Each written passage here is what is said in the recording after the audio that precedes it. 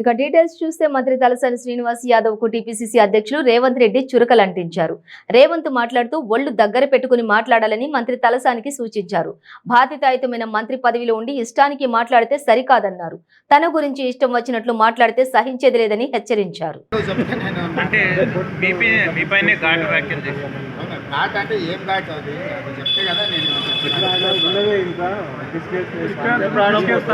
శ్రీనివాస్ యాదవ్ గారికి చిన్నప్పటి నుంచి పెండ బిస్కే అలవాటు ఉంది కదా.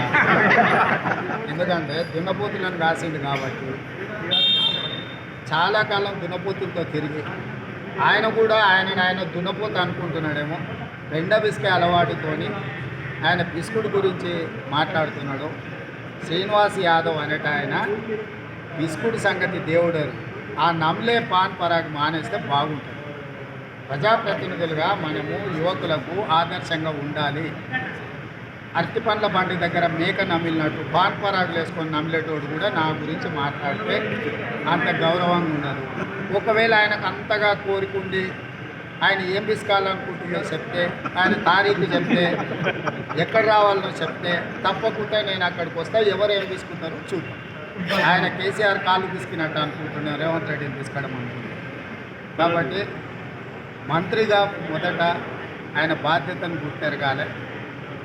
మాట్లాడేటప్పుడు ఒళ్ళు దగ్గర పెట్టుకోవాలా. నేను ఒక ప్రధాన ప్రతిపక్ష పార్టీకి రాష్ట్ర అధ్యక్షుడిని. ఆయన జీవితకాలం కేసీఆర్ చెప్పులు మూసిన, కేటీఆర్ సంకనాకిన ఈ స్థాయికి రాలేదు.